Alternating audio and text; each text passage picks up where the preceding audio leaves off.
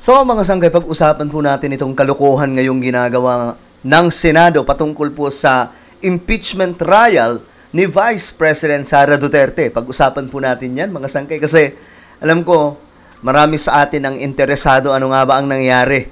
Medyo magulo, no mga sanggay. Anyway, syempre bago tayo magsimula, paki-subscribe po muna yung ating YouTube channel. Tayo po ay 1.52 million subscribers na. Diyos mio, marimar, ang bilis po, no? Parang kailan lang, kahapon po, 1.51, ngayon 1.52 million subscribers na po tayo. So kung ikaw ay hindi pa po nakakapag-subscribe at gusto mong mapabilang sa dumaraming mga solid sangkay, makikita nyo po yung subscribe button sa baba ng video na to. I-click nyo lamang po yung subscribe, i-click ang bell, at i-click nyo po yung all. Sa mga nanonood po sa Facebook, i-follow nyo po yung ating Facebook page. So eto na, guys. Pag-usapan po natin ito kasi nagkakagulo po ngayon yung Senado. Actually, di lang naman po Senado, pati po tayo, nagugulo din po tayo. Buong bansa nagugulo nitong nangyayari mga sangkay na hindi pa rin po makausad-usad na impeachment trial. Doon nakapag-convene na, pero mga sangkay, may mga delaying tactic eh. Ngayon, ito kasi mga sangkay, nakita po natin itong, kumbaga isang komentaryo. Maraming komentaryo ngayon mga sangkay. Pero ako ay medyo nag-a-agree, no, ng bahagya sa pananaw o opinion na to mga sangkay na ito daw po ay part ng delaying tactic. Kasi ang ginawa po nitong Senate, ayan po, nagbotohan po sila, no, na ibalik sa House of Representatives itong articles of impeachment without terminating the trial of Vice President Sara Duterte. Marahil ngayon mga sangkay, marami po mga DDS ang nagse-celebrate, pero ang dami po kasing nababasa natin ng mga komento, kahit po anti-Marcos at pro-Marcos mga sangkay. May mga iba na nagsasabi na ang pagbabalik ang pagpasa muli ng impeachment articles or articles of impeachment doon po sa House of Representatives ay para daw po magbigay daan para po sa papasok na 20th Congress, no mga sangkay, para po sa pagbubukas. Kaya nga lang may iba din pong nagsasabi mga sangkay na ito daw po ay para ma-realize bagya po muna o mapag-isipan po ng House of Representatives. Nakita nyo naman yung boto, di ba? 5 lamang po, mga sangkay. Kung hindi po ako nagkakamali, 5 lamang po ang bumoto na hindi po ibalik doon po sa House of Representatives. Pero, makikita po natin, super majority, nag-agree po sila.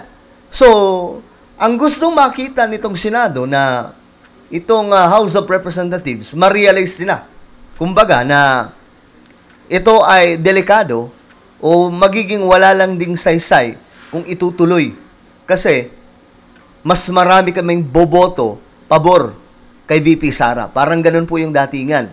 Pero dito po ako mga sangkay tututok sa kumbaga delaying tactic. Dito ako mga sangkay. Kasi for me ito po ay delaying tactic po talaga nitong Senado, itong mga anti o mga pro-Duterte na mga senador. Kasi alam nyo mga sangkay, takot sila din. Kita nyo ang nangyari? Ang impeachment complaint na ito, ibinalik muna itong articles of impeachment, nagbotohan sila na ibalik doon sa Kongreso o doon sa House of Representatives. Pero, mga sangkay, depende pa yon. Ayon nga po sa mga nababasa po natin ng mga komento ng mga lawyer. Kasi ang dami po malito ka rin po talaga May mga nagsasabi na depende pa rin yon kung tatanggapin. Kumbaga nandun yung alas sa House of Representatives. Kung tatanggapin nila yung ibinalik ng Senado na articles of impeachment, ang mangyayari mga sangkay, tuloy pa rin po ang impeachment trial. Pero ang kapansin-pansin dito mga sangkay, ibinalik daw po itong articles of impeachment without terminating the trial of Vice President Sara Duterte. So, Ang nakikita ko ditong dahilan, mga sangkay, takot po sila. Natatakot po sila na may maapakan po sila sa 1987 Constitution. Kasi alam naman po natin, ang saligang batas o ang Constitution po natin, yun po yung tumatayong ina ng lahat po ng mga batas sa buong Pilipinas. Okay? Kaya nga po mga sangkay, ito po ay, for me delaying tactic po talaga ito. Ito nga po mga sangkay, ito rin po yung nakita dito ng isa pong nagkomento na ayon po dito, ito daw po ay isa sa mga delaying tactic lamang, no? Ito po ay, kumbaga, sige, hindi natin maaapakan yung Constitution, pero i-delay na lang natin ng i-delay. Pero, ang klaro dito mga sangkay, yan po, the trial of VP Sara Duterte para po sa impeachment complaint, hindi po tinerminate. Kaya sabi po dito, yet another manufactured delay to avoid a public trial. Kasi, mga sangkay, ito lang nakapagtataka. Natatakot po sila na may mabukay-kay sa impeachment. Kasi, syempre, doon labasan po yan ng ebidensya eh. Talagang makikita po natin doon yung sandamakmak na mga ebidensya kung ano-anong lalabas dyan sigurado. Kaya, mga sangkay, ang nangyayari, i-delay muna natin. I-delay hanggang sa makakuha po sila ng chance na na maibasura, no? Pero, kung pag-uusapan po natin ang Constitution, mga sangkay, klaro naman po doon na kailangan, kung andyan na ang impeachment complaint, naroon na po sa Senado, kailangan mo na po talaga yan mag-proceed. Dahil kung hindi, nilalabag na po nila ang saligang batas niyan, mga sangkay.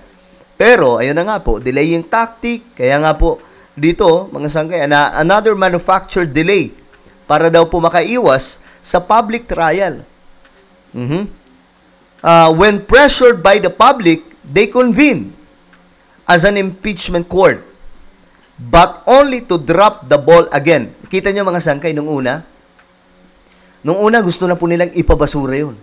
Pero mga sangkay, nung nakita po nila yung pamemresure ng publiko, kasi ang dami po ngayon nagsasalita po talaga eh.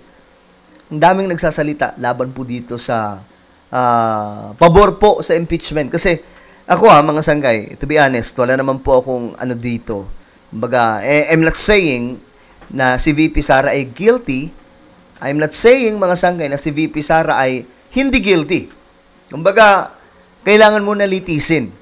Ang gusto lamang po natin malaman kung ano talaga yung totoo. Kasi, ito lang masasabi ko. Kung wala talagang kasalanan si Vice President Sara Duterte, ako mismo magsasalita sa mga gumawa ng kasalanan yan. Magbubukay-kayan po yan sa impeachment trial at doon po magkakaalaman kung ano nga ba talaga ang totoo. Well, ano po ang inyong opinion? Sa tingin nyo ba, mga sangkay, ito ay delaying tactic na ginagawang kalokohan ngayon ng mga senador? Comment down below. Meron po tayong YouTube channel. Ito po ay Sangkay Revelation. Hanapin nyo po ito sa YouTube. Kapag nakita nyo na, i-click nyo po yung subscribe, i-click ang bell, at i-click nyo po yung all. Ako na po ay magpapaalam, mag-iingat po ang lahat. God bless everyone.